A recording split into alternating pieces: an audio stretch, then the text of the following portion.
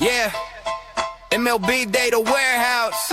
Where the spreadsheets flow and the takes get spicy. John, Tim, Doc, let's go. Welcome to the warehouse. Stats stacked to the ceilings. Exit below's flying. Launch angles got a feeling. Tim in the corner with the prospect report. Reading fan graphs, blurbs like it's soft court sport. Junior and double A, Tim's losing.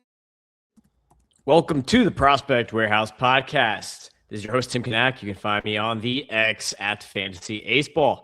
And we got good old boy Owen Hurd out of Tejas, out of Indiana, and out into the West Coast. Look how much sun you have right now. How's Pacific time treating you? You used to it yet? Bit of an adjustment, but it is beautiful. I'm not really digging the privatized golf around here.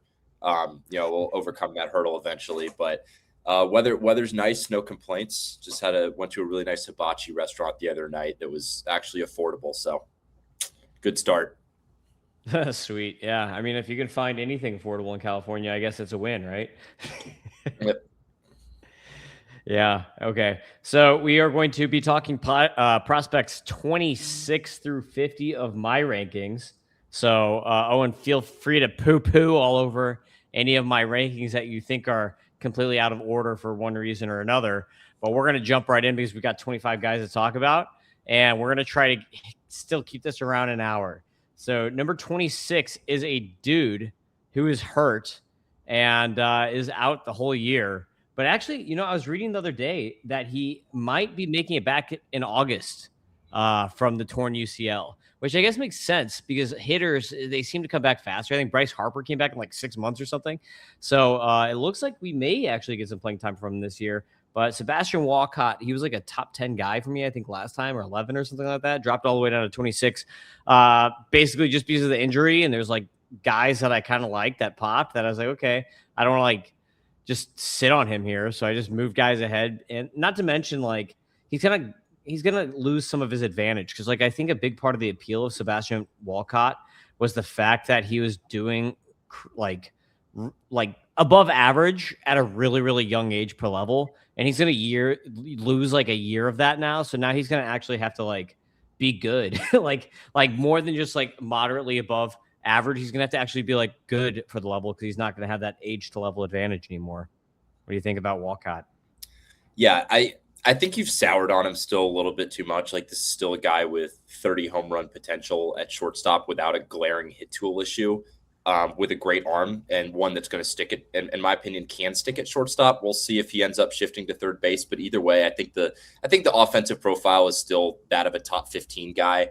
I don't think he loses. I think there's definitely, like you mentioned a little bit with the prospect fatigue, because when you have a 19-year-old in the upper minors, it's so much more sexier than when you have a 20-year-old in the upper minors. But he's still at a still advanced for his level. I don't think it's out of the blue that had he not gotten hurt, we would have seen him at some point later this summer. Now I think that's more of a this spring conversation, but he's still going to be freshly 21 when I think we can get his big league debut out. I think we're going to see a 30 home run guy with a really good arm and, a guy who can still hit 240, 250 with manageable ratios. So still very much in on Sebastian Walcott, and it's unfortunate that the injury sidelined him for a bit. Yeah, I agree. I mean, I think he definitely has 30 home run upside. He's a huge dude, 6'4" shortstop. I don't know if he'll stick it short. You got Seager there. I guess Seager will move to third at that point in time. But 30 home runs. Like, I just don't know about the batting average. He might be like only like a 250 or 260 guy. But I mean, I say only, but it's like, hey, if you're 250, 260 with 30 home runs at shortstop, that's still pretty darn good. Speed too. This guy's got tools for days. So he's I liked him more than Leodalis DeVries, who's number 3 for me right now. So I mean, like I like pre-injury, so I guess that should tell you something. It's just sometimes when these guys get hurt, it takes them a little bit to get like back into form. And like by that point in time, I have no problem bumping him like back up and be like, okay, now he's ready to go.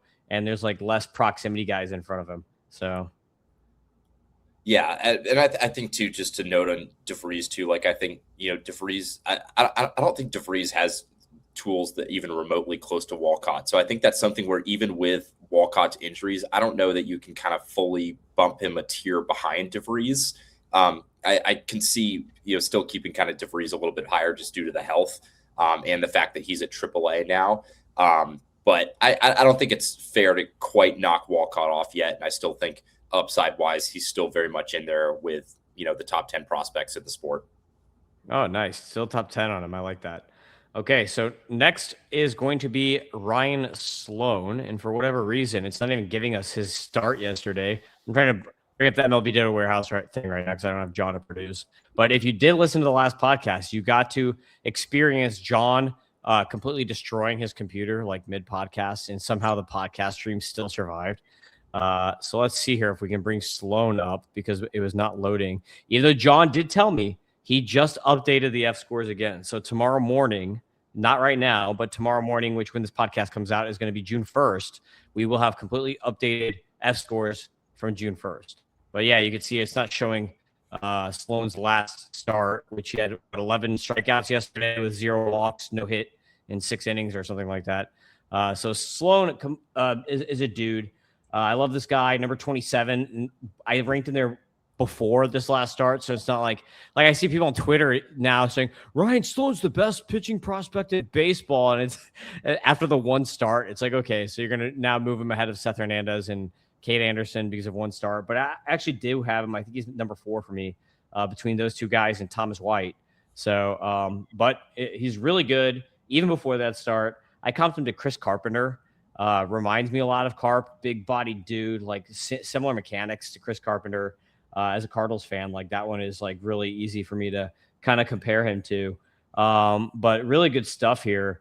And I think he's more like a number 2 starter long-term than a number 1 guy, but he's going to have really good command. He's going to go deep into games. Like he's just going to be a beast, probably a future top 30 starter in fantasy for a long time is what I would say. How do you feel in Sloan? Yeah, I'd agree. And I think too, that it's a lot of people have soured on him just due to the surface numbers, but this is still a guy who's, still a guy who's 20 years old in AA with 360 grade pitches and above average control. I think I'd push back a little bit that he's a surefire number 2. I think if anything, he has a better shot of being a number 1 than Cade Anderson. I actually really liked the Ohtani as a pitcher comp that Lance Brozdowski threw out there earlier on X. I think that was earlier today. The delivery is definitely very much comparable. And, when you look at a guy who's hitting 98 with his fastball, a little bit less than what Ohtani can, but it's not even his best weapon. I think in that regard, it also fits really well. But I think the surface numbers have really led a lot of people to forget just how good Ryan Sloan is going to be. He's been a guy that I've loved since the draft. I had him as my highest prep arm in that FYPD class, even above Cam Caminiti, which a lot of people didn't like at the time. And he's still going to be a top 30 guy for me. And truthfully, I think if you're just looking at pure upside, I don't think it's crazy to argue that he's right there with Hernandez in that number 1 pitching prospect conversation. I think you can maybe weigh his proximity a little bit over Hernandez's, not the stuff wise, but I think him and Cade Anderson are much more of a 1A, 1B than people give it credit for. Yeah, I think Hernandez's stuff. I mean, like it's hard to, like he throws 102. It's like Hernandez and the changeup that Seth Hernandez throws is maybe like that might be like the best changeup in baseball already, and he's hit like A ball. So I think it's interesting food for thought, though. At least, like, would you take a pitcher with 270 grade offerings or a pitcher with 360 grade offerings and an average 4th offering? Yeah, that's a good point. And then like also Sloan's command arguably could be better. So Sloan did have Sloan guy. I'm not just trying to glaze him here. I'm a big Ryan Sloan guy. Oh yeah, I love him too. I mean, he got off to a rough start in April, but through May, not even including the last start, because like I said, for whatever reason, John's thing doesn't include the last start. But before this 11K no hit, he was already rocking a 19% swinging strike rate this month with a 31% K minus walk. So that's literally before an 11K no hit game. So once you add that in, it's going to be like crazy numbers. So like he had kind of a rougher April, but May he's been like untouchable. So Ryan Sloan, really good pitcher here at number 27 overall for me. Number 28 is a guy who is now in the majors. It is AJ Ewing, who's been promoted to the Mets. He's been pretty electric so far. And like, he's had a rise. Like I had him at 69, which is fun. I had him at that preseason, but I like, even when I released my preseason stuff, I had already been like bumping him up. I was like, I was talking in like spring training. I was like, I saw this guy in spring training. He's a top 50 prospect for me now. And I kind of finaled him here at number 28. Even though like he's probably not going to get to a ton of power, but his hit speed combo is so good. And I think he's going to get to more power throughout his career than people think. Like I was seeing more power from him, seeing him live too. Like he's like bigger than I expected when I saw him live, like stronger. So I comped him to Jaron Duran. I think he can kind of like, and we have to remember too that AJ Ewing is 21 years old. Jaron Duran debuted at like 24, and when Duran debuted, he was getting bigger and stronger. So I kind of think that Ewing could be like Jaron Duran, where when Jaron Duran was 21, he was like not hitting home runs. He was like 10 home runs or 8 home runs or something a season. So I think like Ewing could have that kind of like progression when it comes to power that Duran ran into. Either very similar skill sets here between those two guys in my mind. Yeah, I really like the Duran comp, just like kind of based on like the late bloomer outfielder who can kind of come up and, develops more post debut. I think that's kind of what Ewing could be. I'm a bit more encouraged by the power. And I think when you kind of pair that with, like you said, his hit tool and speed, and the guy who can give you, who can, in my opinion, stick in center. But his angles were really good in AAA. They've kind of dipped down a little bit upon his debut. In AAA, is running at a 9.2 average, 16-degree launch angle, and 12.2 barrel rate, which is really encouraging. Kind of seen both the barrel rate and the EVs tick down a bit, but the hard hit rate is at 46.3%, which is really encouraging. I also like the Duran comp because I don't think Ewing is ever going to be a guy that you're going to want as a top 2, top 3 guy in your lineup. But if he's your 4th best hitter, that's a really good guy to have as your kind of stabilizer, maybe in the kind of maybe in the 6th spot that can occasionally give you some reps in the leadoff and just be a solid, well-rounded, all-around contributor. Yeah, he actually got to a new max EV in the majors at 110.5. So hitting the ball hard, his contact rates are down a little bit, but that happens. Like John talks about it all the time, is like it takes 100 at bats. It's kind of like the average number of at bats it takes for these minor leaguers to stabilize into the majors, and he's still only at 60 at bats. So we'll probably see some positive regression coming from him because like 30% K rate for him is completely abnormal. Like he is running under 20% K rates in the minors. So like that's definitely something that's going to course correct after he gets his 100 ABs here. But I think like as a rookie this year, he could be 10 home runs and 30 steals or something with a pretty solid batting average. So yeah, and granted, like we see that a lot from these contact guys that run like kind of low K rates in the minors that post like really high K rates when they first come up, that then kind of it maybe even kind of late year one early. Like we saw this with Matt Shaw early last year. Like he was running a super high K rate after being kind of known as a hit overpower guy in the minors. Then you saw that kind of stabilize in the second half. I don't know if Ewing's going to be like a 10-30 guy as a rookie, but I definitely can see a guy that can in deep leagues still give you some daily appeal with his hit and speed. Yeah, for sure. Number 29 is going to be a new guy here, Devin Fitzgerald, talk of the town, cream of the crop, right? Everyone's talking about this guy right now. And look at there. Come on, John. We got to fix this thing. But anyway, yeah, he's playing. This is what I like about him too, is that he's playing all 3 positions, second, shortstop, and third base. I was looking at this the other day, and he was playing. I think he's at like 12 plus games at like each of these, and it's like that's pretty cool that like someone who is spec'd to be a hitter. Let's see, 20 games a second. I got it up right here. 20 games a second, 11 at third, and 11 at shortstop. That's pretty cool that they're moving him around the diamond like that for someone who they're specifying to be like an everyday guy. Just kind of move him around and see where everyone's going to fit. Because you obviously you got Eli Willits in the org. You're going to want him to be shortstop.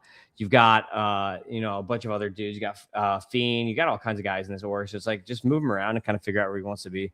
And you can see we've got some loading issues here on our MLB data warehouse. This up here. But anyway, Devin Fitzgerald is really popping right now. Like I comped him to McGonagall Light, and then everyone else started saying McGonagall Light, and I'm like, okay. So I don't know. I kind of think I was first there, but whatever. People could fight about that one. So hit tool grades I got on him is a 45 out of 60, 60 out of 65 on the plate approach, 40 out of 55 on the power, and 50 out of 50 on the speed. I think his hit tool is just insane. He's throwing up really good contact rates, 109 max EV, 89.5 average EV.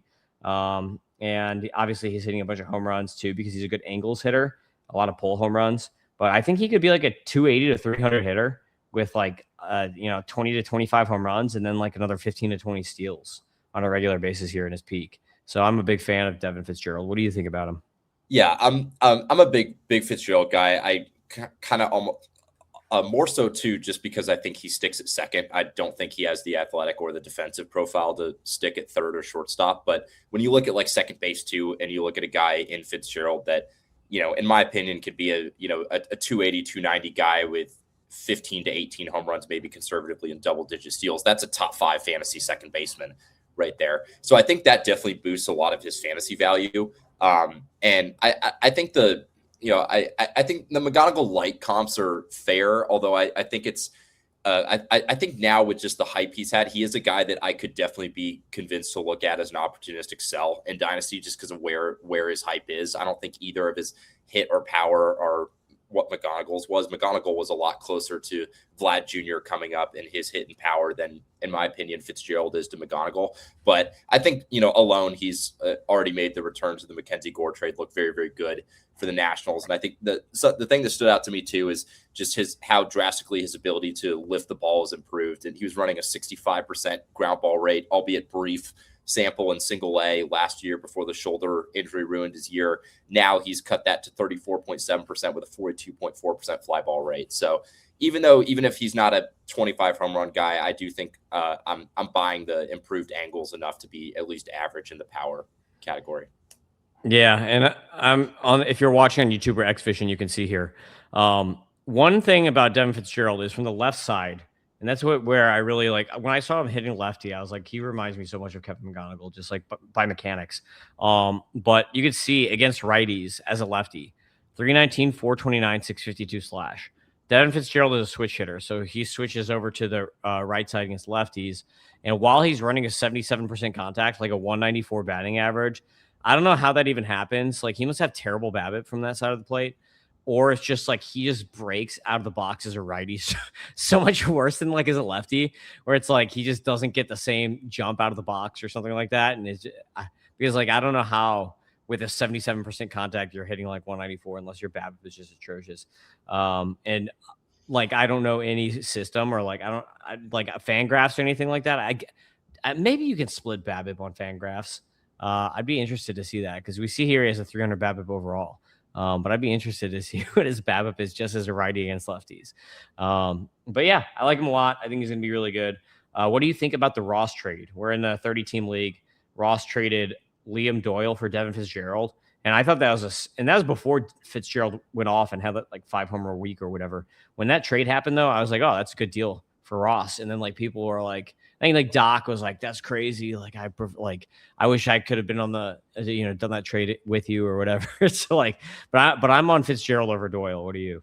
Yeah, I'm the same. And we'll talk a little bit more about Doyle later, but if I could, granted you probably can't buy Devin Fitzgerald right now for Liam Doyle right now in Dynasty, but if that was handed to me, I would take that 10 out of 10 times. Yep. Number 30 on the rankings is Ralphie Velasquez, who was hurt, missed some time. And Ralphie Velasquez is such a fun hitter. Like I love the way he hits, and like he's just like look at this already. He missed time, and he already has 7 home runs, 150 extra base hit plus. Like this guy just gets so many extra base hits all the time. Like big time doubles hitter, and not just like the way he hits too, but he reminds me so much of Victor Martinez. Like I comped him to Vmart, and I was like he's like a lefty only Vmart because Vmart was a switch hitter. Because if you remember Victor Martinez in his Tigers days, he was like cranking like 50 doubles a year. He's just like a doubles machine, like former catcher moves to DH. Like here, it's kind of the same thing. Ralphie, former catcher, look like playing first in DH only now. So like, I love the VMart comp for him, and he's still so young. So like VMart, Ralphie Velasquez. This is the thing. I think Ralphie, because Manzardo has been so bad this year, like there's a good shot that Ralphie's up in like a month or something, just because he's rocking and rolling at AAA now, and like Manzardo has just been atrocious. So I think he's going to find a shot if Manzardo keeps struggling for another month or so. Yeah, no, I'd agree, and I just to add one thing, I think the one thing, and granted, we kind of see the ground ball issue, the kind of launch angle thing we've seen that a lot with kind of power hitters. Saw that with Caminero coming up briefly. That's kind of the one thing that I'm mildly concerned about with Velasquez. The ground ball rates have been, a little bit higher than you'd want to see with a little bit lower fly ball rates for a first base profile. But I mean, the hit power combo is just so good that I still think it can work out. And I think he'll give you enough offensive production with good ratios at first base to play in the lineup every day. Yeah. Here's a 2 home run game from Ralphie. I mean, see here, man, look at that. That swing is exactly V-Mart, dude. Check that out. Here he is. Boom. We're going to watch a V-Mart too, because I want to show everybody. This is like exactly the same dude. Victor Martinez, you were probably like 10 when he was good, right? Yeah, no, I think I remember like I was like 9 or 10 when he was at his peak years with the Tigers. It's going to make us watch a 5-second ad here. Come on. Let's get V-Mart here. Look at that. We had HD at least back then. Look at that. He's bigger, but it's the same swing, man. It's the same exact swing. Yeah, that was after he gained some weight. Everyone, so many baseball players in their like mid 30s just stop working out and just go ham and like drink beer and eat burritos all day. I don't know. 31. We got Dax Kilby. I love Dax Kilby. Everyone who listens to me knows that I love Dax Kilby. He hasn't even played this year, and I still bumped him up 12 spots in my ranking from 43 to 31. I just think he's so good. He should be back soon. And I think Kilby, I've got Eli ranked higher than him. And I was in a league, Scott White Dynasty League, where we were on the board, and I'm on a team with Raymond Atherton, who used to be on the podcast with me. And Raymond and I were looking at Kilby and Eli, and he's like, Tim, he's like, I know you love Dax Kilby, but we have to pick Eli here. It'd be crazy not to. And I'm like, I know, but I hate that. Like, I hate that I have to make this choice. It's like, I was just kind of like, I wish that he fell. And then he's like, dude, Frank is going to be so happy to pick Dax Kilby as a Yankees fan right after. And I was like, yeah, whatever. So we went Eli. Eli's awesome. So it was a good pick. But Dax Kilby is still so good. And I can't wait to see him back on the field. There's no stats on him this year, but let me pull up his F scores from last year here while you share some on Dax Kilby. Yeah, no, Kilby was a guy that I was also really high on in the coming out of the draft. I think I had him. I want to say I think he was my highest. He was my highest prep hitter. I had him above. I had him above Willits, and I had him above JoJo as well. And, I think interestingly, we talked about Devin Fitzgerald not too long ago. I think you could make an argument that Kilby has a very similar skill set with better athleticism and at a far, far lesser acquisition cost right now. I think you could you could still buy Kilby as a top 75 back end, top 100 guy, but you're not getting that for Fitzgerald. The one thing that I've seen with Kilby and I'd like to see how I think he did make his return recently because I'm seeing some stats on him. But complex only, I think he's not at A-ball yet. Okay. I'm gonna say. Okay. One thing that I would like to see is just how I've seen some concern too about how the launch angles looked in spring training. Just see if the ability to lift the ball was there. I think the raw power can be above average. I think the hit tool is plus. I think he can. I think he can stick at shortstop too. But I'm a big Dax Kilby guy. I'll probably have him around the same range that I'm at. But I think in terms of dynasty value, I like him as a buy much better than Fitzgerald right now. Yeah, I actually really like that because I'm sure he's much cheaper and he is bigger and has way more. We have to look at this right here. Exit velocities. This is as a 18-year-old, 104.5 90th, 108.9 max, 92.5. I mean, a small sample size, and those are really good. So he might have had higher max, even if he had a larger sample size. We're also talking about a Yankees prospect too, the amount of hype that a Yankees or a Dodgers prospect gets, even when it is warranted, sometimes when it's not all that warranted, but the hype that they get compared to other prospects, if you had Elmer Rodriguez Cruz in the national system doing the same thing, he wouldn't even be talked about as a top 100 guy. So I think too, just the market plays into it a little bit. I try not to weigh team context much, if at all. Like, obviously there's some orgs that are going to interest me more than others, but from a hype standpoint, like any chance you can get in on, you can buy low on a Yankees prospect, I'm generally doing it. Just because they'll go on a couple week heater or something, and then everyone will be hyping them up. Yeah, for sure. I mean, like I'm all for that, and I had to trade Kilby, and that was hard. And in the same league that we just talked about, I had the opportunity to trade Kilby for Joshua Baez. I think it was Kilby and who else was I traded Kilby and a pitcher. Can't remember who. Maybe Daniel Egan or something like that, for Connor Prelip and Joshua Baez. And I was like, I have to do that. Like, especially like I've got Baez as a top 10 prospect, so I had to do that. But I love Kilby. So that was a hard trade for me, but it's been a winner for me because Prelip has been good, and I'm in first place in the division in that one. So got to keep trying to win. And Prelip, if you in a 30 teamer, if you can get a pitcher now, that's a help, especially if you got injured guys. So 32. You can hit me up for some of mine because my team sucks. It's not going to cut it this year. So time to add to the farm system and, bank on Kendry Chorio being my ace of the future.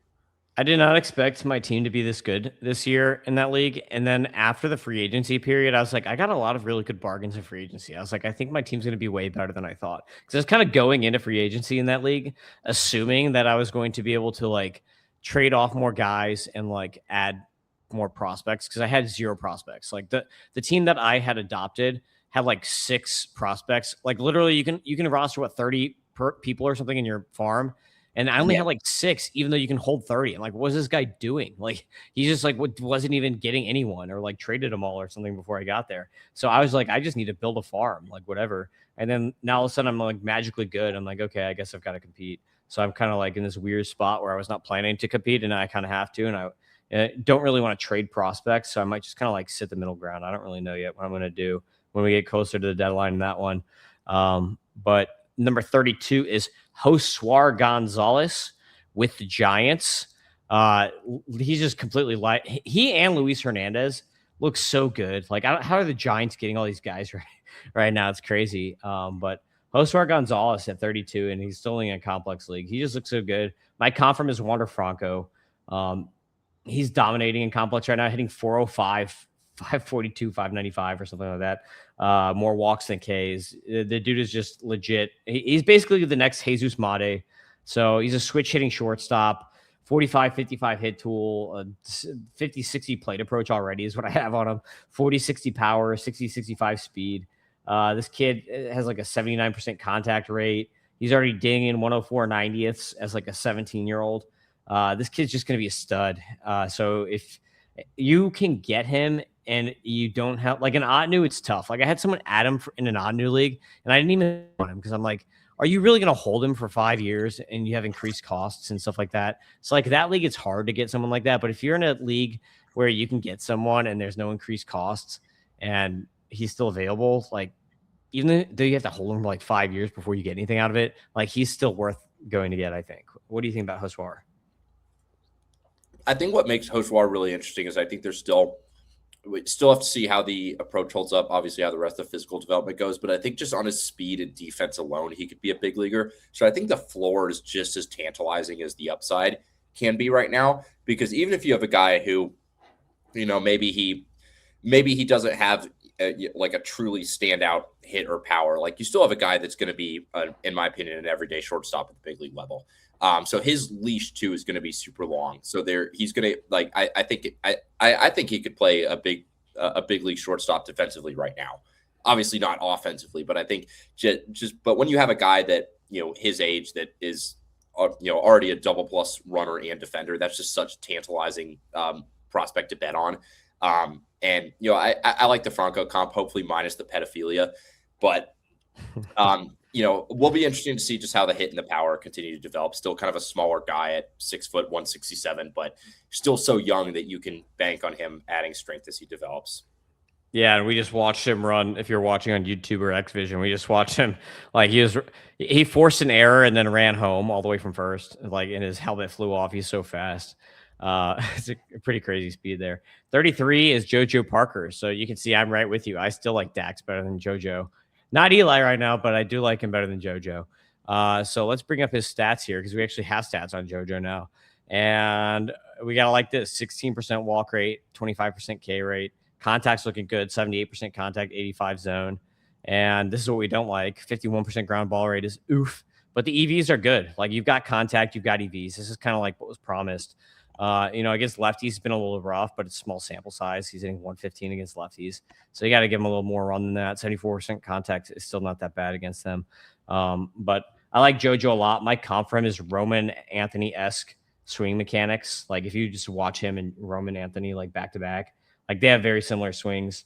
So I like him a decent amount. The angles though are not great. So I noted in my article, once my article is up with my prospect rankings, that through 91 batted ball events, 39 of them were at negative launch angles. So that is not good.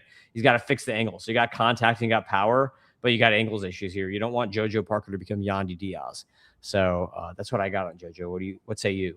Yeah, absolutely. I think another concern that I have too with JoJo that still has me keeping Kilby over him despite the limited sample size is just the passivity. Like he's running a 54.7% zone swing rate and a 38.3% swing rate. Not really what you want to see from a guy who, with his speed and defensive profile, needs to be at least above average in both his hit tool and power to be an everyday player. So I think I'm kind of more in wait and see on JoJo right now.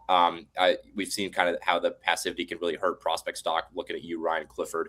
But I think JoJo's a guy right now that I'd buy at the right cost, but he's not a guy that I really want headlining as a top 50 guy. I'm a little bit lower on him just for the passivity issues and just the launch angles, as you mentioned. So kind of still very much in wait and see on that. There's definitely the upside of a everyday regular infielder. But I think there's the red flags as of now are a bit too big for me to buy him as where you have him ranked. Yeah, you're probably selling him then though, because I think most people probably have him top 50, and like I don't rank based off of what other people are doing or based on values. But that means if you had JoJo, you're probably selling, right? I think I have a couple shares, and like if someone was offering me, I think one of them I'm going to be poised to buy once again. If I was offered like an SP2 or I don't blanket on I think I need a third baseman in that league. If I was offered like a top 8 MLB third baseman, I would take it for JoJo. Yeah, interesting. I mean, package, of course. So. But I think finalizing my ranks right now, I'll probably have JoJo just outside my top 50, around where I had him going into the year. But if anyone's valuing him 20 spots higher, I would take the opportunity to sell. Yep. I like that. 34 is Carlos Lagrange with the Yankees. Talking about Yankees hype, but this guy has such good stuff. So like I especially after Mizurowski, I feel like we just have to be like to see things a little different. And the prospecting community with pitchers with like really good stuff, you just can't be out on a guy because their command is like a little eh. It's like we just watched the Miz, who everyone was so concerned about his command, become one of the best starters in baseball because he throws 100 miles an hour. Well, guess what? Carlos Lagrange does the same thing. So he's 6'7", throwing 100 miles an hour. So he gets up to 103 actually on the fastball. You can see he's averaging 99 miles an hour on the fastball, and he got some crazy horizontal movement on this pitch too. So not only do you have like 17, 18 inches of ride, but you're getting 6 inches of horizontal on the same pitch. But he also has a slider that's pretty sick. He's got a sinker that he's throwing 99 to. He's got a sweeper and a cutter, or gyro slider, whatever you want to call it. But all these pitches are pretty sick. Like I like all his pitches except for his changeup. So like I threw a 60 grade on his fastball, threw a 60 on a sinker, 50 out of 60 on the sweeper. So I think it can get to a 60. And then the gyro slider, I threw 55 out of 65. So I think this guy's got really good stuff. Like you can see the sweeper and slider here playing off each other, getting swinging strikes. The slider he actually throws. He's actually has better command of the slider than he does with the fastball, which is pretty interesting. He does leave it hanging every now and then, 3 bombs against it. But pretty interesting to see that. This changeup, though, even though it gets 16.9% swinging strike rate this year, I just don't really like it that much, just like watching it. I think that the only reason the swing strike rate is so high on that is because you've got all these guys in AAA just sitting fastball or whatever. and like it just surprises him. I just don't think it's like that great of a pitch, like movement wise. But that's where I'm at on Lagrange. What do you think about him? Yeah, no, and I think there's definitely that you kind of have that precautionary tale of kind of fading those guys too much. And I was definitely in that boat with Mizurowski, where I should have seen that the stuff was good enough to kind of keep him even amidst the command concerns. Lagrange though, it's kind of less like he doesn't have Mizurowski's extension. Like just with his size, I kind of question whether the delivery will be effective enough to hold up for a starter's workload. So I do kind of lean a bit more towards him just being an elite bullpen weapon. But you can't rule out a guy with his stuff being a starter at the big league level. So definitely a guy that I'll probably keep around where I'm at. Like the strikeout to walk ratio has dipped a little bit this year, but numbers still look pretty good. Running a just over 213 average against. The FIP has gotten a little bit higher, still smaller sample size, but the strikes per nine and the walkouts per nine are still pretty identical. So I'll be very interested to see if it's a profile that can work as a starter long term. But I do kind of have some of the similar concerns with a little bit more heightened that I did with Mizurowski with Lagrange. Yeah, one could argue that his breakers are better than Mizurowski's. I mean, like I think definitely when they were both in AAA together at the same level, his breakers are better. And like I was the big guy on Mizurowski. I was like the one who had him like the top 20 because I was like, his command is getting better. And everyone's like, yeah, I don't know. And like that was happening back when I was in like Prospect 1 with Welsh too. And I was like, dude, look at Mizurowski. He's getting better. He's like, yeah, his command's like not great. And I'm like, no, I'm like, seriously, like every game you just look at his strike rate and his strike rate kept going up. So it's like he's just like finding it. I don't really see that as much with Lagrange, like consistency, like a better command. But I do see that his breakers are like just better, I think. So and I think too, he doesn't have the command issues that Mizurowski kind of had at this same point either. So I think it's an interesting trade-off. Like I think overall Mizurowski has the better stuff, but Lagrange does have the better command that because I think if I'm remembering correctly, Miz was walking, it was like 7 guys per 9 at one point in AAA when a lot of guys were souring on him a lot. I think Lagrange's stuff is like you can live with the guy being a subpar command guy.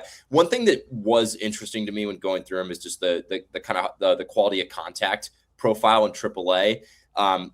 You wouldn't expect a guy even with kind of subpar command with his stuff to be giving up an average EV near 90 miles per hour, a 14.2 degree launch angle, and a 44.0 hard hit rate. So I'm going to be interested to see how that holds up, but still kind of leaning a bit bullpen for now. We'll either, victory lap it a year from now or like look back on it and say, why the fuck did I say that? Yeah, for sure.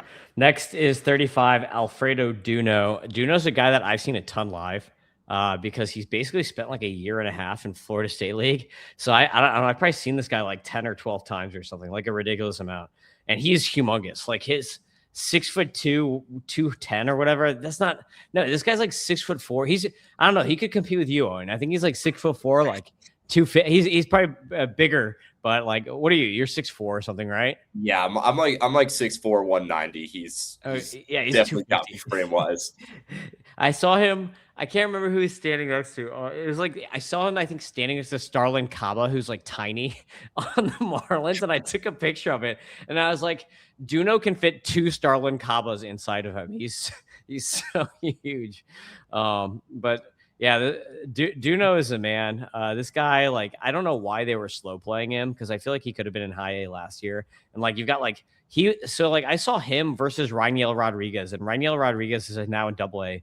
And like Duno's just been like hanging out in high A. I don't really get it because he has such good play skills and his power is just absolutely ridiculous.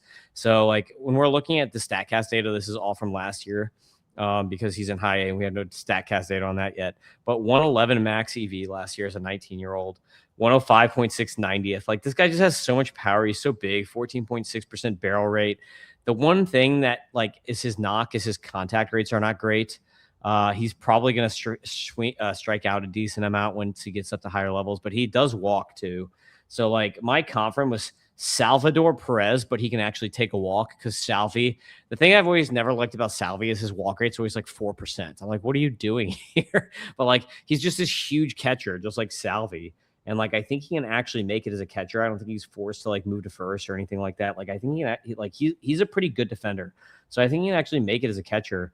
But he does remind me when he's hitting of Salvi, and it's just like I just think he could, he's Salvi with better plate skills. And it sounds crazy to say because Salvi's probably a Hall of Famer, but like that's just like the comp that I come up with after like watching him live so many times. Is like that's like I don't even know what else to say. Like maybe his hit tool's worse, but his plate approach is better. But this guy has like future 70 grade power. So you could have a catcher, first base, whatever they do with him. Like he's probably going to hit 240, 250 and hit 30 bombs a year.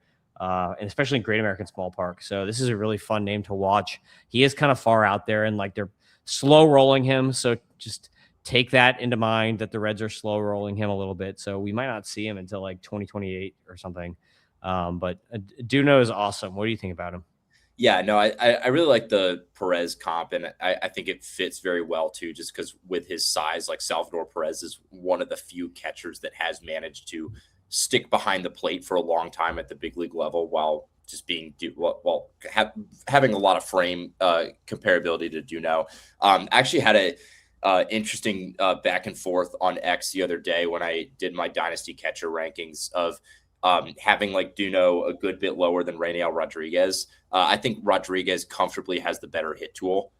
So that's kind of what, and the proximity gives him a lot, gives him a bit of a boost for me. But I think Duno again could be like a guy that, opportunistic sell for me if he's closer to Rainiel. Then I'll have him. I'll still kind of have him as probably around the same range you have, maybe a little like back end top 50.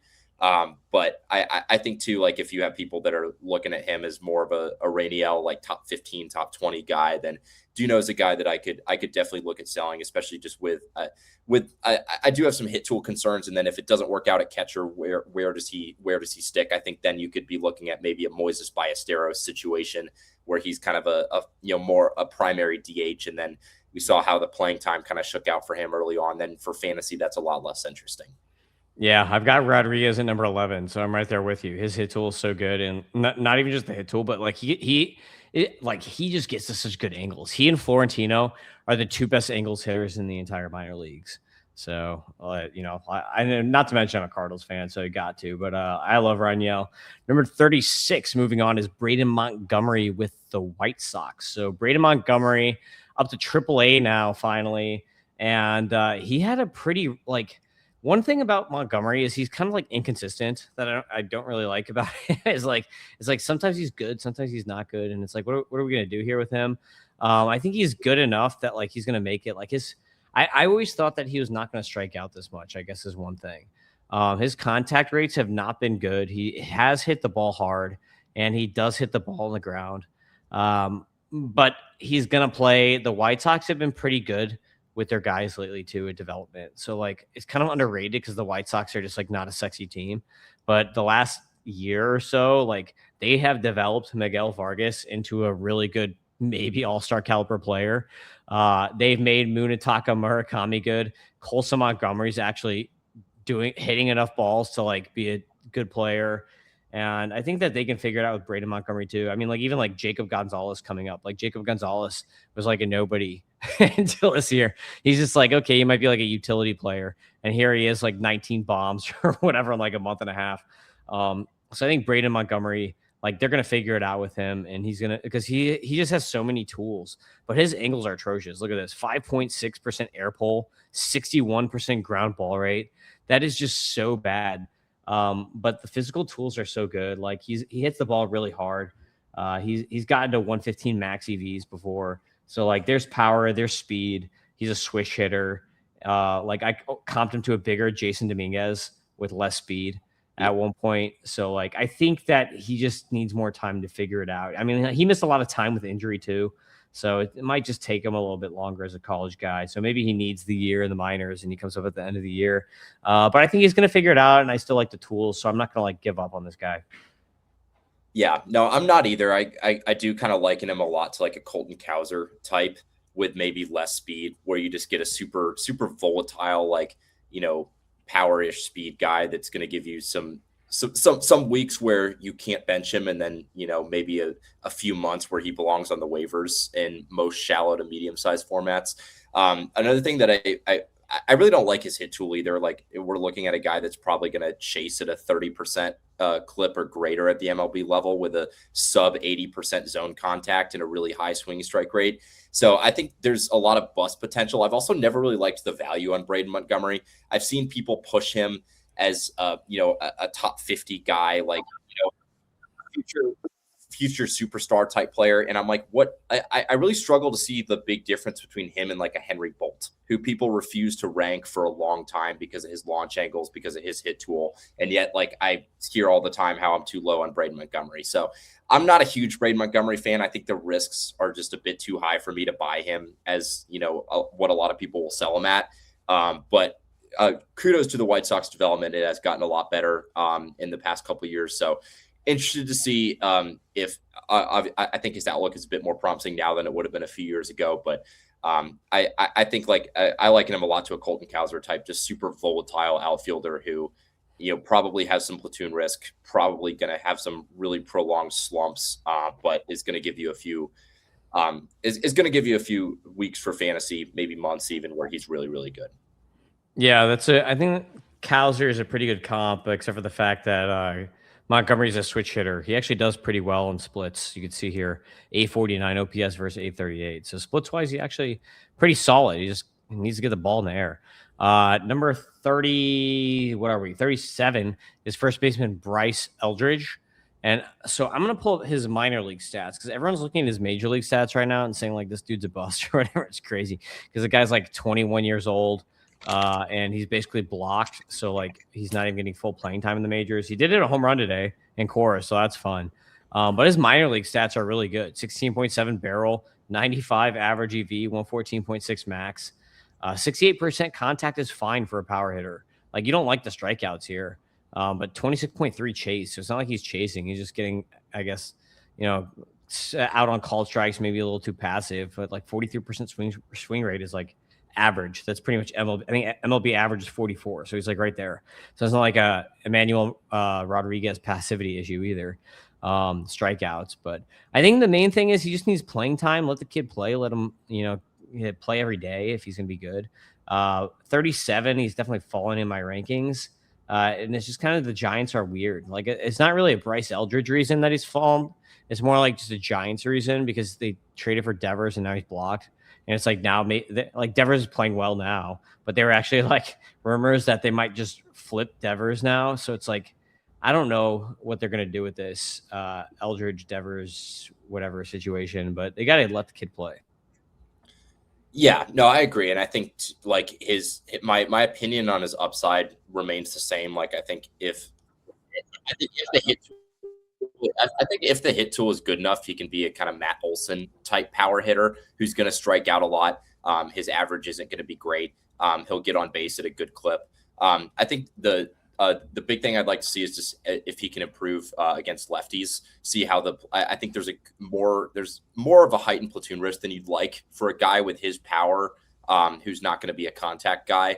And I also just it's going to be interesting to see if he's ever going to be, even an OBP kind of carrying guy either. The strikeout to walk ratio wasn't really what you want to see in the minors. Still very young, so still some time he can heighten that out. But the playing time outlook isn't looking good right now. I hope the Giants can find a way to get both him and Devers into the lineup. I think obviously with Casey Schmidt's emergence and Luis Arias at second base for now, that makes that more difficult. But going to be interesting to see how that playing time situation shakes out. 38, I've got Travis Sikora, who is currently recovering from Tommy John. It's still kind of unknown if he's going to be able to play any games at the end of the year here, or if he's going to just ride over to 2027. Sometimes you hear about that. They're like, I'm going to get like 2 games in or 3 games in or whatever, just to kind of like warm up. So maybe we get like something like that, but he's basically out for the season with TJ. But Travis Sikora is so good that he would probably would have been my top starter had he not been injured. He might be in the big leagues right now if he hadn't gotten injured. So Sikora was the number 1 F score guy for F stuff with a 140 F stuff. And he only throws 3 pitches, but I threw a 70 grade on his fastball, 60 grade on his slider, and a 65 on his splitter. So really good stuff for Travis Sikora, and this is his placeholder now. I think I had him at 72 last time, but I bumped him to 38 because we're getting closer to that return. So like as we get closer and closer to him coming back, he's going to be moving up the rankings. Where are you on Sikora right now? And like, do you think right now is a good time to be buying him in leagues? I've actually gotten him. I think I've gotten him in 2 Anya leagues for $1 just because like nobody wants to get an injured pitcher. I'm like, okay, $1 to sit on Sikora, sure, why not? So how do you feel about trying to acquire Sikora right now in leagues? Yeah, I'd definitely be open to acquiring Sikora right now, especially with the Nationals' new regime and just kind of the fruits we've seen from their development system under the Paul Taboni era. And I think too, it's been not. I don't think I think the risk now is more heightened that he'll be 23 when he probably does return in 2027. So I think that's part of why a lot of people bumped him down. Is like it's not like an Andrew Painter type situation where you have a 19-year-old who hits AAA and people still kind of keep him as a top 25 guy because he's so young and on the cusp of the majors. But I think Travis Sikora still has a very, very strong probability. I think stuff and control wise, he's not far apart from a Ryan Sloan type, albeit a little bit older and will lose some development time. But I'd absolutely be buying Sikora right now. He's a guy who has remained in my top 100. I think I've had him around as a top 75 guy, even with the TJ. So he's absolutely a guy I'd buy right now, especially if he were. I mean, I've seen some shallow leagues where he's just been straight up dropped. So he's a guy I'd have no problem if you have a struggling FYPD pitcher that you took, maybe a Cruz Schoolcraft or a Kyson Witherspoon. I'd have no problem moving on with either of those two guys for Sikora. Yeah, for sure. 39, another injured pitcher. So going from TJ to TJ, we got Robbie Snelling. Unfortunate, man. I love Robbie Snelling so much. And Snelling is probably going to be, I guess he's going to be out for all this year. So we might not see it until like June or July or something of next year would be, I guess, what makes sense. TJ recovery is usually 12 to 14 months or something. So I think that it was not a full TJ. I want to say that he just had he had the internal brace. Yeah, internal brace, which is more like a 12-month recovery. So maybe we see him in June or something next year would be like, I guess, best case scenario. But Snelling, good stuff. I love his fastball. Even though it doesn't get a lot of swinging strike rates, I think he's just really like 56% strike rate. He just paints with that thing. 11 inches of vertical movement is like an 18, 19-inch induced vertical break. So fastball, I threw 65 on. The sweeping curve, I threw a 60 on. Change up a 50 on. Slider a 40. So he's got some good pitches here. His slider he's throwing a little bit harder too lately. So 85. It was like 83, 84 last year. And he's a lefty too. So those things are all going to play up with really good command. So I've got him at 39 as the placeholder here for him until he returns, because I had him as like a top 25 guy pre-injury.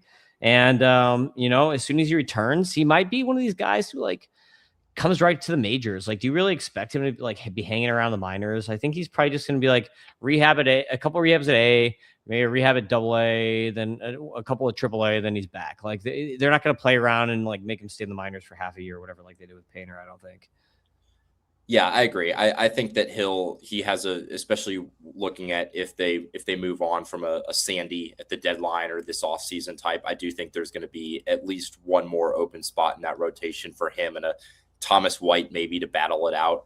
Also I don't really see a world where they, this season they have, but if they do kind of shift more towards, I think, the 2027, 2028, which is, I think, more of their competitive window anyway, I don't think they're going to be blocking one of those guys with a Jansen junk. I mean, it is the Marlins, so you can never rule it out. But really unfortunate with what happened to Snelling. It's a really good strikeout guy with also a great ability to keep the ball on the ground, which is just a really fun combo to see from a lefty. I think now it's like Snelling to me has never been a guy who has like the kind of frontline upside of some of the other guys that I've ranked as elite pitching prospects. But I think this is a guy who at worst case can be a really good 3 or 4. Yeah, for sure. So he's a guy I'd have no problem stashing in any format while you wait out his injury. Even in a league with 120 prospects, he's not a guy that's going to bump off my top 100. Yeah, I have him. I mean, I think he's going to be a top 40 starter once he's healthy. He reminds me a lot of Luzardo, like very similar mechanics, very similar pitch repertoire. Number 40 here is Ethan Salas, moving all the way up. Ethan Salas with the Padres here.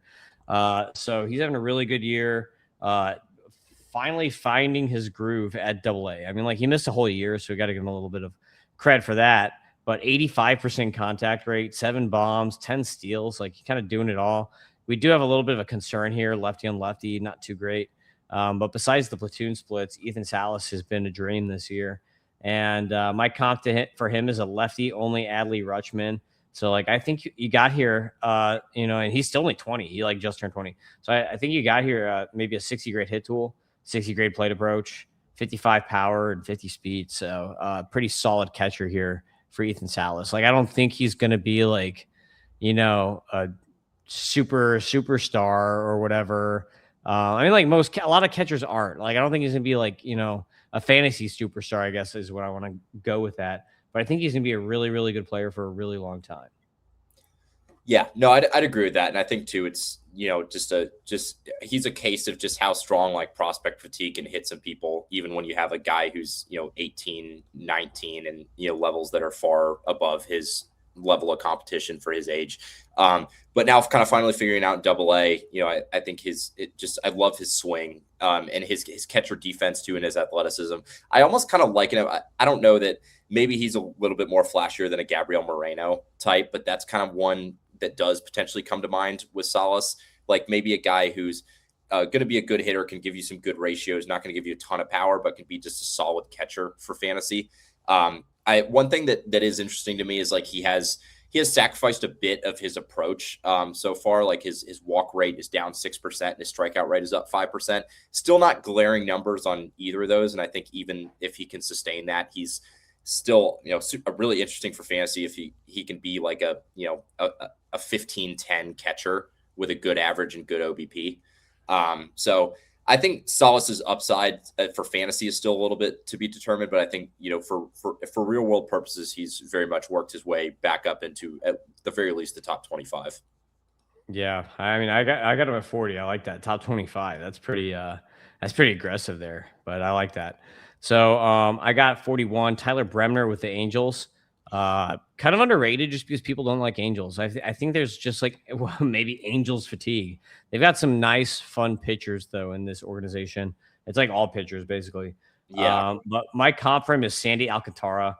You got a good fastball here. You got a great changeup, and then a sweeper I put a 45. So like I give him a 60 fastball, 70 grade changeup, 45 grade sweeper that I think can get up to a 55. And then a 40 grade slider. I don't really like the gyro slider as much, but he's got good command. And you see here, he's rocking a 31.5 K minus walk, 17% swing strike rate. He's doing that at high A.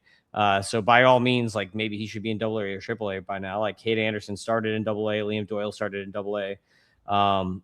Angels, maybe you don't want any pitchers in Triple A because it's PCL. But I think it's about time to bring up to Double A. And like, I think a lot of us figure that he might just break camp with the Angels because of the way they act when they drafted him. But I think he's ready for the next move here. I mean, like he's playing very, very well with a 371 BABIP against, 156 JA ERA. But Bremner has been very, very good. And I think it's kind of gone a little bit under the radar in fantasy circles.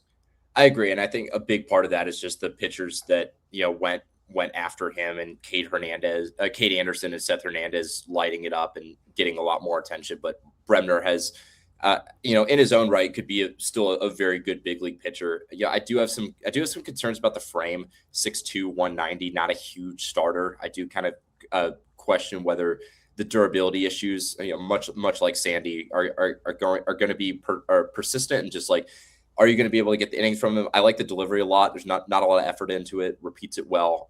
Good athlete. I'm a little bit lower on the slider too, but I think at the very least, like it's a usable third pitch with plus control and a good fastball and an elite changeup, which I think is a really good mix. I kind of liken him a bit to like a better Carson Whisenhunt almost, because Whisenhunt was kind of similar coming up. Worse, it was like a 45-50 fastball, but 70 changeup with decent control. But I do think Bremner is underrated in a lot of ways. I'm not sure I'd have him as a top 50 guy yet. But I do think he's a guy that, in his own right could be a number 3, number 4 at the big leagues. And it's encouraging to see that he's not in the majors yet. Yeah, I think he's got number 2 starter upside. I mean, like, I think at worst he's probably number 3, especially the Angels, but I think he's got number 2 upside. 42, I've got Justin Gonzalez with the Red Sox. So, Big J, I'll throw up the video in a second here, but this kid hit a 117-mile-per-hour fastball as like a 19-year-old or whatever. So it's just absolutely ridiculous stuff here for Justin Gonzalez. F scores really like him too already, considering he's only 19 at high A. So keep that in mind. Age adjusted WRC plus of 151 so far, but 6 bombs as a 19-year-old at high A.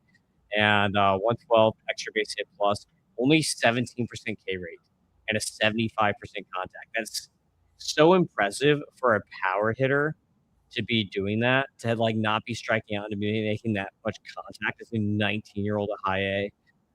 It's just super impressive what he's doing. You can see here too, like very little splits concerned, 77% contact from both sides, lefty and righty for Justin Gonzalez. But I'll let you talk about him because I'm a huge fan, and I bet you are too. Yeah, so I'm actually going to give some really heavy hitting analysis here. Like the first thing that comes to mind when I look at this guy is like, man, he's got like a giraffe neck and a wide face. You don't see this stuff on the scouting report, but pull one from Billy B, and I hope he's got a good looking girlfriend. Sorry if you're listening to this, Justin. But I really like the power a lot. The one thing that kind of has some height and ground ball issues, so needs to maximize that more in game, especially as a first base guy who good arm, but not great athlete, not great defense there. But very interested to see how Justin Gonzalez, you're probably a little bit higher on him than I will. I think for sure he's going to break into my top 100.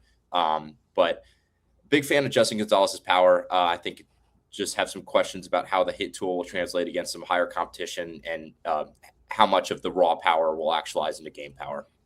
Yeah, I'm kind of crazy on him. I think that he could get up to a 60 hit tool. Like, I really think that this kid could be like a 270, 280 hitter who hits 35 home runs. Not to mention, like, he's going to be in Boston. And my comp for him is Frank Thomas.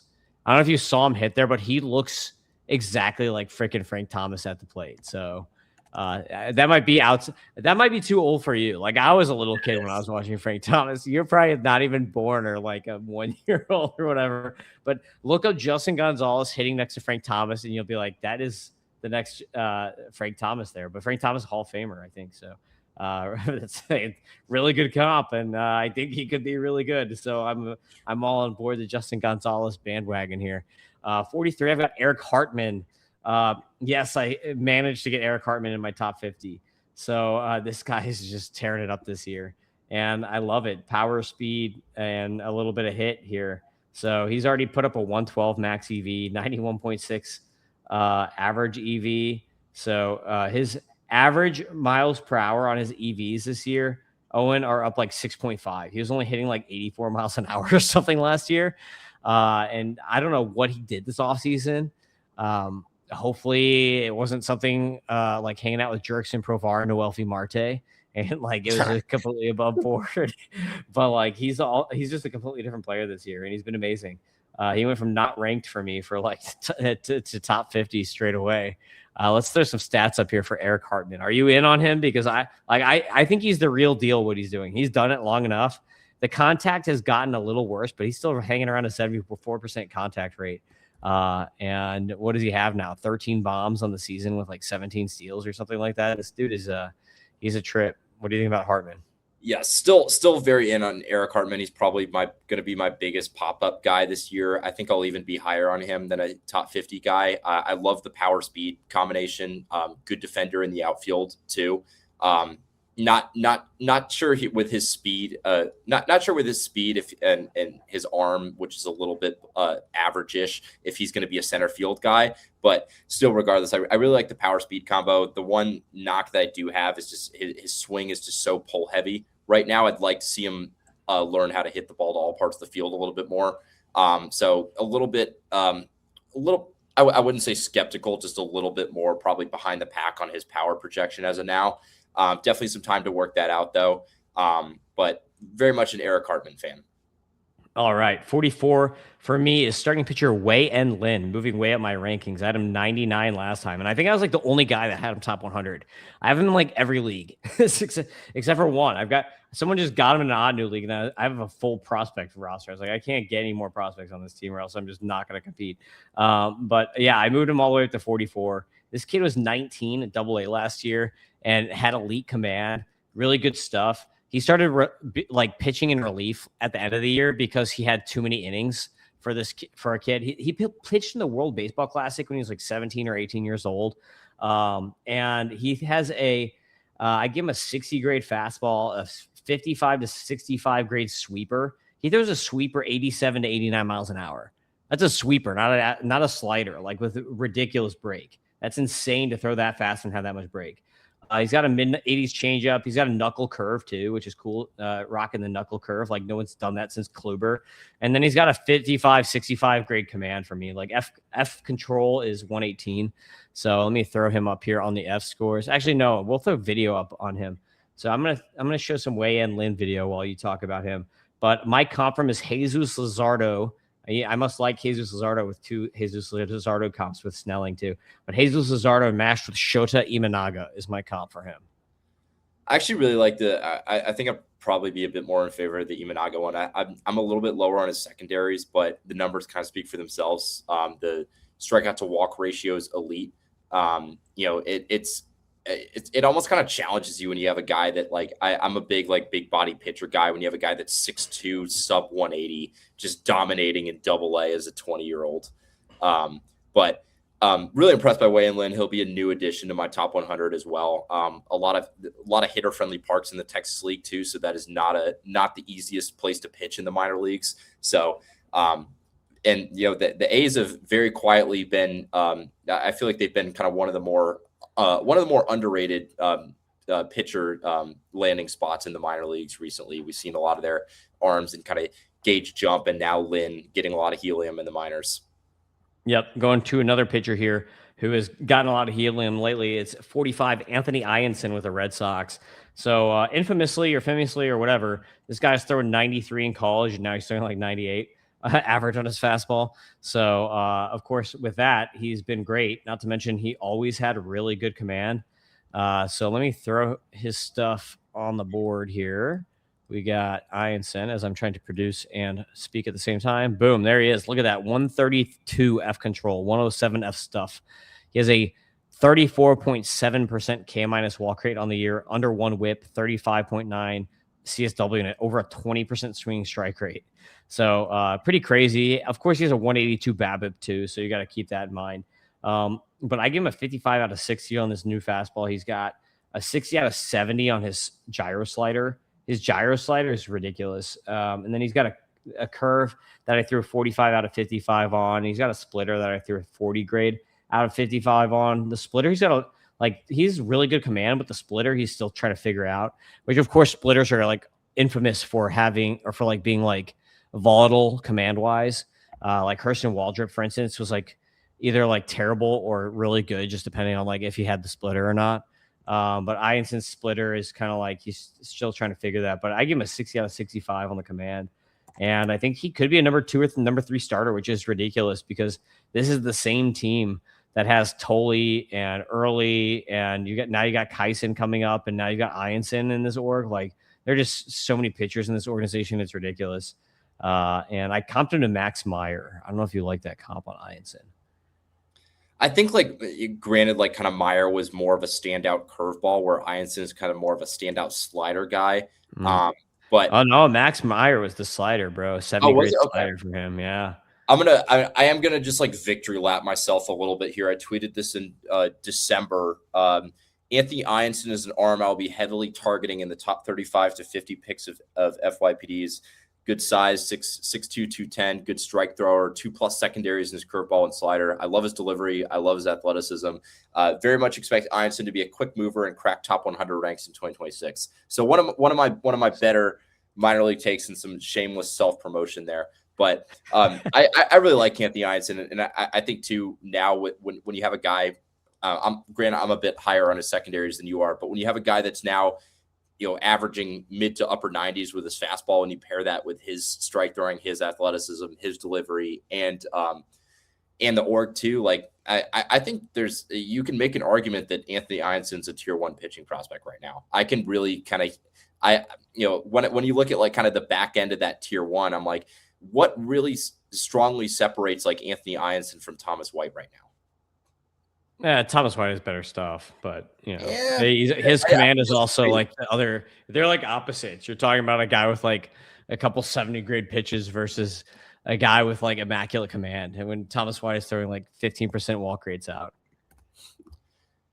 Yeah, but like granted, like if you're looking at a guy with like a 15% walk rate, I think I'd take like Anthony Ionson right now over both LaGrange, and I'd probably have him close to White. But I'm not sure I'd go Anthony Ionson over White yet. But I think it's a lot closer than a lot of people give him credit for.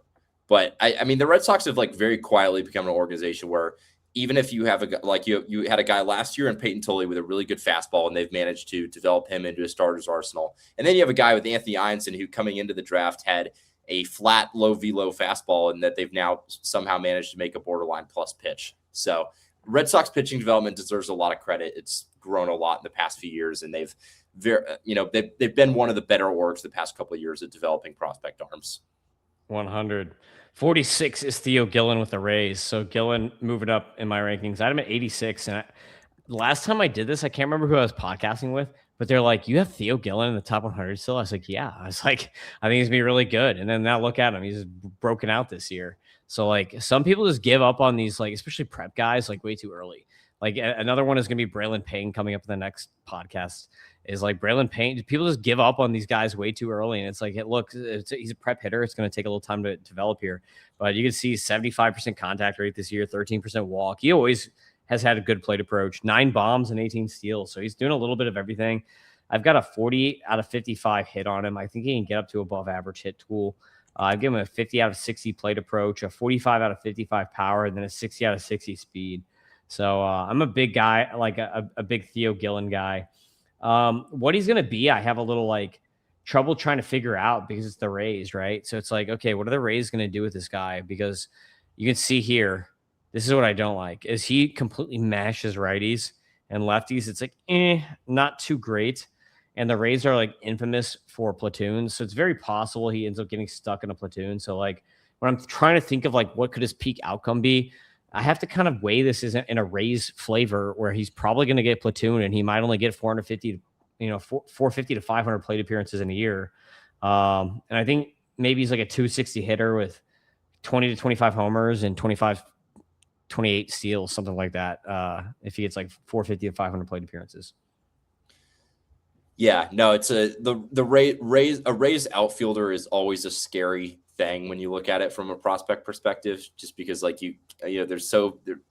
outside of Randy Arozarena, there's been so few outfielders the past few years that have carved out everyday playing time in that organization. They love their like Ryan Velattis who will like come off and platoon once or twice a week. So I think there's an interesting mix of like, does Gillen hit, run enough, and play good defense enough to kind of break that? Maybe. But on the flip side of that, when you look at that organization and their philosophy too, if this guy is even a slightly below average hitter against lefties, he's going to get platooned. Yeah, for sure. 47 is Harlan Susana. So Susana, another guy who was hurt, shoulder surgery, not UCL. And shoulder, he's coming back in July. So around the All-Star break, he's expected back. And talk about Susana. I'm going to throw this up here because this is exactly how I figured out Mizurowski was going to be good. Let's see here if we can bring him up. Harlan, no, it doesn't want to work. Okay. So I guess we can't bring him up on Tableau right now for whatever reason, for loading issues. But I gave him a 60-65 on the fastball. He gets up to 103 on the fastball. I gave him a 70 on the slider, which is sick. He throws a slider 88 to 91 miles an hour. Not a gyro slider, like a real slider. Changeup, I gave him a 40 out of 50. Curve, only a 30. Command, 35 out of 45. But I think he has a real shot to get to that 45. So what I was trying to bring up here is that his command improved. Over the final 7 starts, he had a 10% walk rate. So his walk rate had been getting better. over the course of his last few starts. And obviously now he had shoulder surgery. So it's like, is that just going to disappear, or is he going to be able to get back to the improvements that he was making? But I think he can. So here, now we've got it up here. So his last 7 starts here, going back to 2025, since he has not played this year, we could see his strike rate 71%, 63%, almost 50% there, 55, 60%, 57%, 50%. Those are all really good numbers here. So he had this one terrible start here on July 20th, and ever since then, his command was way, way better. Even with the walks, he was 2-0-0, 2-2, 3-3-2. But if you're striking out 13 guys, 10 guys, 9 guys, it's like, who cares if you're walking 2 guys? So I think Susan is awesome. He had the second best F stuff in baseball at 127 to Sakura last year. And that 127 was tied with Chase Burns. So that just shows you how good his stuff is. Now, he doesn't have the command of Chase Burns to pair it up, but he has really, really good stuff. Yeah, no, there's definitely no denying this stuff. I kind of liken him more to like a Felix Bautista type out of the bullpen, of just a guy who's just like going to be an elite closer. But I would love a world where Jarlin Susana starts. I'm just not sure I see it. Like, this is a guy that's topped 100 innings once in his minor league career, and now shelved for all of 2026. I kind of wonder if, like, you know, especially given the Nationals bullpen. No, he's back in July. He's back in July. I thought he was going to be out for all of this year. No, he's back in July, and shoulder surgeries are relatively successful too. So hopefully he's good to go. Yeah, I'd love to. Good to hear that he'll be back. I kind of wonder though, with their bullpen issues, if he's a guy that they just kind of punt the starting experiment on and just fast track him and make him maybe a late option out of the bullpen later this year. I think he's a starter, which is why I have him so high. If I thought he was bullpen, he'd still be top 100 even if he was in the bullpen, because his stuff is so good, and it's like Mason Miller 2.0 or whatever. But yeah, I mean, like, yeah. So there's your worst case scenario, right? Unless he like just gets hurt and doesn't make it. So 48, I've gotten Heel with the Braves, another big mover for me. So let me pull his hitter stuff up here. But John Heel, I gave him a 40 out of 55 on the hit, 50 out of 60 on the plate approach, 40 out of 55 power, and 70 grade speed. So obviously I really like him. My comparison is I put stat line comp as CJ Abrams, but I don't have a mechanical comp because he has a really weird, I don't know if you've watched him, but he has like a very interesting swing. I like it a lot, like really quick hands, but it's not like any other. Like, I was watching video of him, and like usually I'm really good at these comps where I watch video. Like when I saw Justin Gonzalez, I was like, that dude looks exactly like Frank Thompson. And then I pulled up the side by side, and I was like, that's the same thing. So that's how I get a lot of these mechanical comps, but I could not find one for him. But he does have a really nice swing. It's pretty smooth. But you got to hear on the F scores: 99 power, 100 hit, 110 discipline, 132 speed. He's been playing at Double-A. Or he played last year at Double-A at the age of 19. They put him back at High A now. He's 20, but he's dominating High A. He should be up pretty soon. Back to Double-A. Only an 18% K rate, 15% walk rate. Contact is okay, but so CJ Abrams. But you got 7 homers here, 26 steals, 42% attempt rate. I think he's a really fun player. John Heel with the Braves, pretty underrated too. I feel like very little people are talking about him. And I think he could be a 270 hitter that can get, maybe close to 20 home runs, 15 to 20 home runs, and steal 40 bags a year. Yeah, I do think he's on one hand like a type of profile that I like betting on, like a good athlete outfielder that can run and can give you playable defense there. I just think I'm a little bit low. I think both the hit and the power are just still too raw for me to even have a top 100 grade on him right now.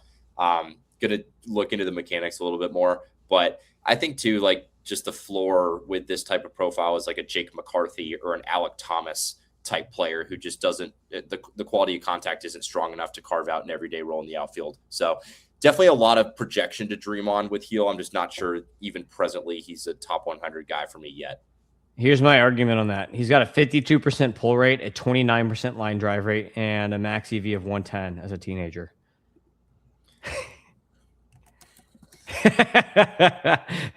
That's my argument on the quality of contact. I think he's got pretty solid quality of contact, and he's 6'1", so he has more to grow into.